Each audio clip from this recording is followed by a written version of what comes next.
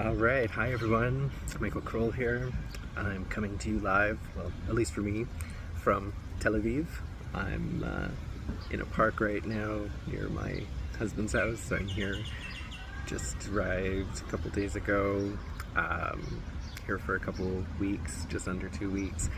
Get to see my husband and son. Haven't seen in like 4 months, so I think it's pretty cool that I'm here finishing this project, and yeah, it's kind of a nice boost in a way to see them and just to be here and to be coming to you from Israel, I guess. So, but anyways, enough about me.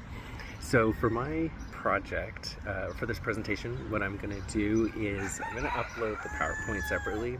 Debated on how to do this, if I should record in PowerPoint or whatnot, but this is going to be the easiest, is just pretend I'm on the Zoom call, I guess, and then I'll upload the PowerPoint and I'll just reference what slides I'm on. So I am doing sort of a workshop question at the end that I'd love to get some feedback on, but I have to have a PowerPoint because I need to stay grounded, and also because as I'm writing my paper and putting this PowerPoint together, it's kind of, the PowerPoint's helping me flesh out the paper, etc., etc. So without further ado, we'll get started. So for my project, I'm doing a discourse analysis.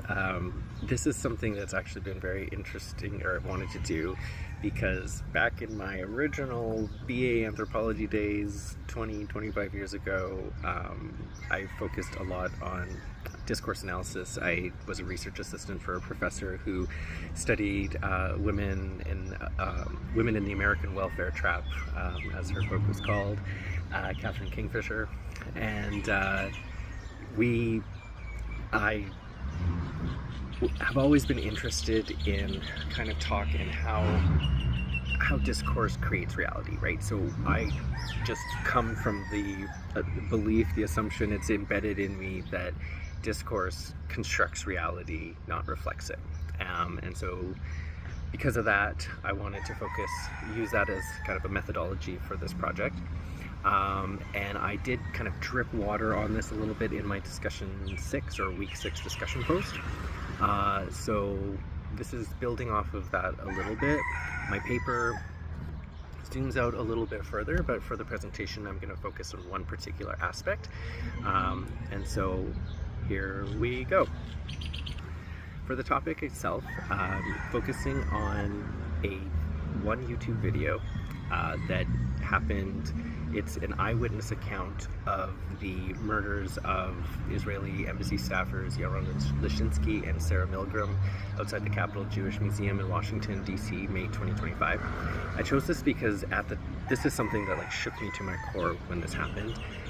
I've been wearing a kippah in public pretty much every day for about 3 or 4 or 5 months at this point, and I've been having very good experience. I live in Houston, Texas. There's this libertarian vibe, and I hadn't had any issues, right, in terms of anti-Semitic remarks or feeling fear, really. There were some days I didn't wear it because I was just not sure, I didn't quite feel the confidence, but at the same time, wearing it is what helped to give me confidence. So anyways,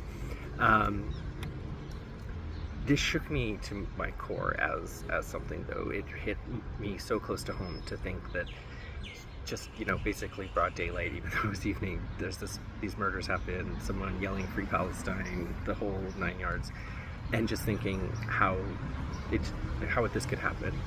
And so I started this project with everything under the kitchen sink, thinking about how this might relate to my potential thesis topic that I've talked about in other posts, and this libertarian vibe in Houston, and I started thinking about just how were people making sense of this situation at the time, because I remember it coming onto the news literally as it happened and being shook.